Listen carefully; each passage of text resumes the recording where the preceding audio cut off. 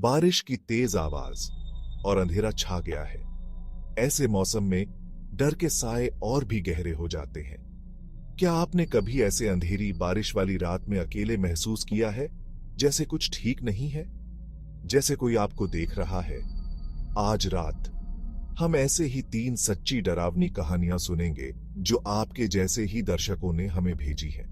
ये कहानियां उनके अपने एलएफजीओ में हैं, उनके डर, उनके अनुभव। तो अपने आप को तैयार कर लो, क्योंकि हम आज रात सचमुच के डर का सामना करने जा रहे हैं। ये कहानी शुरू होती है एक पुराने मकान से, जहां एक नई नवेली शादीशुदा जोड़ी रहने आई थी। मकान बहुत पुराना था और उसकी दीवारों पर समय की छाप साफ दिखाई देती थी। घर के कोनों में धूल जमी हुई थी और खिड़कियों पर मकड़ी के जाले थे। लेकिन इस सब के बावजूद जोड़ी ने सोचा कि वे इस घर को अपना बना लेंगे। पहली रात सब कुछ नॉर्मल था। बारिश की हल्की सी आवाज आ रही थी और वो दोनों गहरी नींद सो रहे थे। बारिश की बूंदों की आवाज उनके लिए एक लोरी की तरह थी, जो उन्हें सुकून भरी नींद में ले जा रही थी। लेकिन रात के किसी वक्त पत्नी की नींद खुली। उसने एक अजीब सी आवाज सुनी, जैसे कोई लकड़ी की कुर्सी खिसकी हो। यह आवाज इतनी असामान्य थी कि उसने तुरंत अपने चारों ओर देखा, लेकिन कुछ भी असामान्य नहीं पाया। उसने सोचा शायद वो सपना देख रही है और वापस सो गई। लेकिन उसके मन में एक अजीब सी बेचैनी थी, जैसे कुछ गलत हो रहा हो। दूसरी रात वो आवाज फिर आई, इस बार थोड़ी तेज। उसने अपने पति को भी जगाया, लेकिन वो कुछ नहीं सुन पाया। पति ने उसे समझाया कि शायद ये पुरानी घर की आवाजें हैं और उसे चिंता करने की जरूरत नहीं है। वो दोनों उठकर चेक करने गए, लेकिन उन्हें कुछ नहीं मिला। हर कोना, हर कमरा उन्होंने देखा, लेकिन सब कुछ सामान्य था। फिर भी पत्नी के मन में एक डर बैठ गया था। तीसरी रात आवाज और भी तेज थी। अब वो साफ सुन सकते थे कि कोई ऊपर वाले कमरे में चल रहा है। ये आवाजें इतनी स्पष्ट थीं कि उन्हें लगा जैसे कोई उनके बहुत करीब है। डर के मारे उन्होंने दरवाजा बंद कर लिया और सुबह होने का इंतजार करने लगे। हर छोटी सी आवाज उन्हें और भी डरा रही थी और वे एक दूसरे को कसकर पकड़े हुए थे। सुबह जब वो ऊपर गए तो देखा कि कमरा बिल्कुल खाली है। कोई नहीं था, लेकिन कुर्सियां बिखरी हुई थीं, जैसे कोई उन पर बैठा हो। ये दृश्य देखकर उनके रोंगटे खड़े हो गए। उन्होंने घर के मालिक से पूछताछ किया तो उन्होंने बताया कि ये घर बहुत पुराना है और कई साल से खाली पड़ा था। मालिक ने उन्हें बताया कि इस घर के बारे में कई कहानियां प्रचलित हैं। उन्होंने ये भी बताया कि पहले इस घर में एक बूढ़ा आदमी रहता था, जो अपनी कुर्सी पर बैठकर बारिश की आवाज सुनना पसंद करता था। वो बूढ़ा आदमी बहुत ही अकेला था और उसकी मौत भी इसी घर में हुई थी। वो बूढ़ा आदमी अब इस दुनिया में नहीं रहा, लेकिन शायद उसकी आत्मा अभी भी अपनी कुर्सी और अपने पुराने घर से जुड़ी हुई है। उसकी आत्मा शायद अब भी उसी शांति की तलाश में है जो उसे बारिश की आवाज में मिलती थी। जोड़ी डर के मारे उस घर को छोड़कर चली गई, लेकिन वो आवाजें, वो कदमों की गूंज वो आज तक नहीं भूल पाए। उन्होंने उस घर को छोड़ दिया, लेकिन उनके दिलों में वो डर हमेशा के लिए बस गया। ये कहानी एक ऐसी लड़की की है जिसका नाम है रिया। रिया एक साधारण सी लड़की थी, लेकिन उसकी जिंदगी में कुछ असाधारण घटने वाला था। रिया एक छोटी सी बस्ती में अपने परिवार के साथ रहती थी। उनके घर के पीछे एक बड़ा सा जंगल था, जहां जाने से सभी डरते थे। उस जंगल के बारे में कई कहानियां प्रचलित थीं, जिनमें से कुछ तो बहुत ही डरावनी थीं। एक दिन शाम को जब रिया अपने घर के पिछले दरवाजे से बाहर निकली, तो उसने महसूस किया जैसे कोई उसे देख रहा है। उसने पलटकर देखा, लेकिन उसे कुछ नहीं दिखा। उसे लगा कि शायद ये उसका वहम है।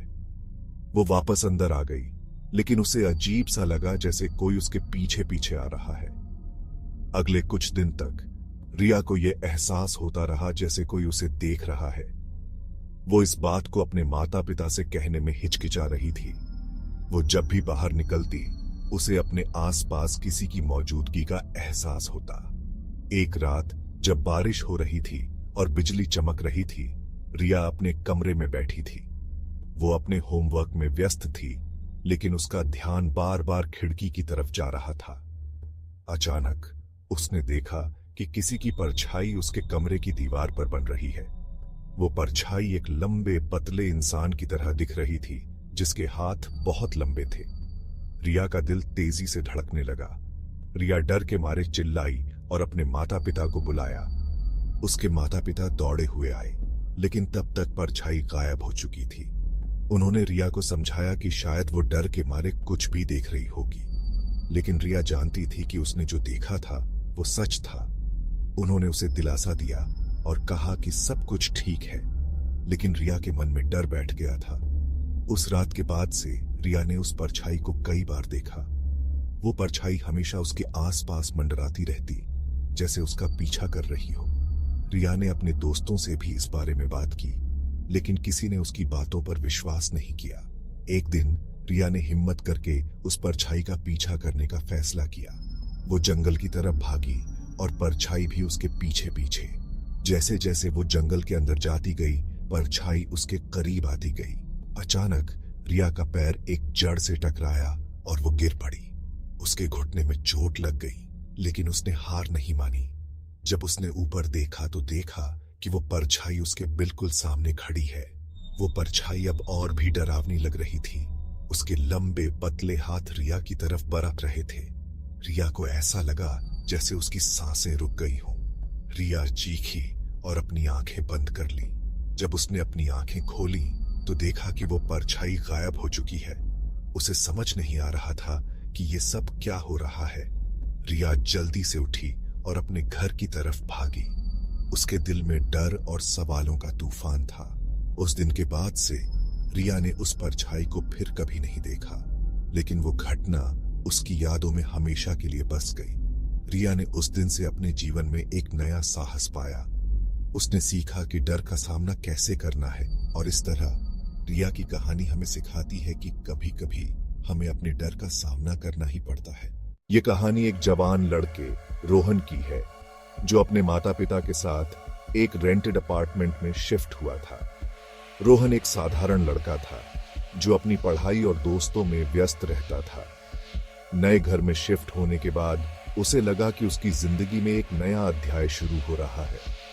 शुरू में सब कुछ नॉर्मल था, लेकिन कुछ दिन बाद रोहन को अजीब अजीब एहसास होने लगा। उसे ऐसा महसूस होने लगा कि इस घर में कुछ तो अलग है, कुछ ऐसा जो उसे समझ नहीं आ रहा था। उसे लगता जैसे कोई उसे देख रहा है।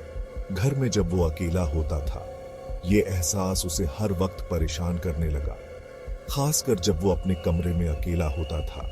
पहले तो उसने इस बात पर ध्यान नहीं दिया, लेकिन ये एहसास दिन ब दिन बढ़ता गया। उसे ऐसा लगने लगा कि जैसे कोई उसकी हर हरकत पर नजर रख रहा है। वो जब भी अपने कमरे में अकेला होता, उसे अपनी पीठ पीछे किसी की मौजूदगी का एहसास होता। ये एहसास इतना प्रबल था कि कई बार वो मुड़कर देखता, लेकिन वहां कोई नहीं होता।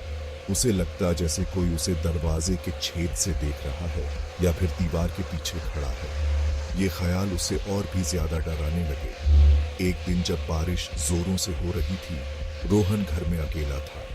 बाहर का मौसम भी उसके डर को और बढ़ा रहा था। उसके माता पिता काम पर गए हुए थे।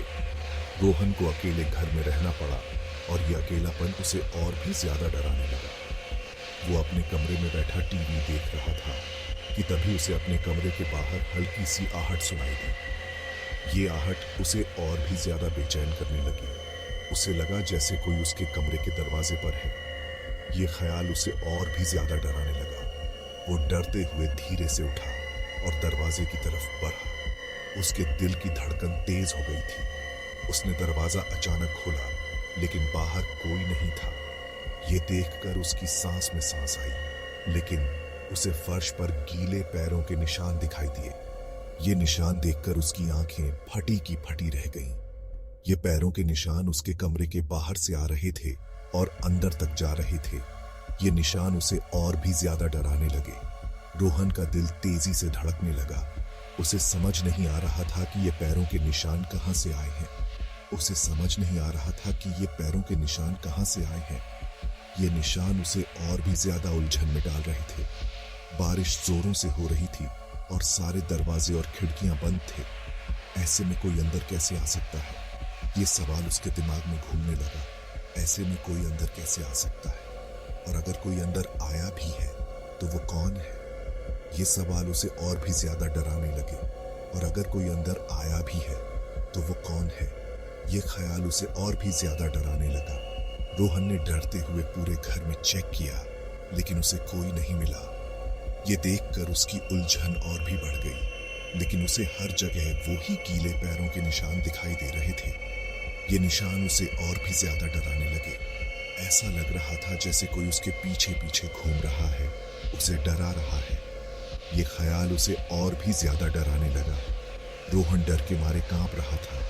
उसे समझ नहीं आ रहा था कि वो क्या करे। उसे समझ नहीं आ रहा था कि वो क्या करे। ये ख्याल उसे और भी ज्यादा डराने लगा। उसने अपने माता पिता को फोन किया, लेकिन उनका फोन नहीं लग रहा था। ये देखकर उसकी चिंता और भी बढ़ गई।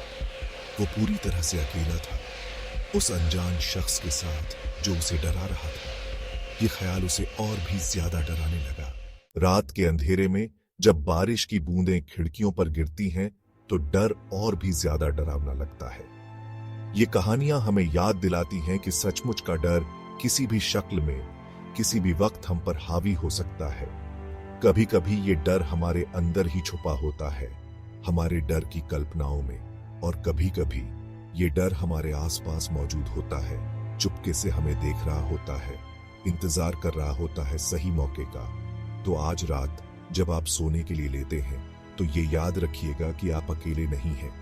हो सकता है कि कोई आपके साथ ही हो, आपके अंदर, आपके आसपास आपको देख रहा हो।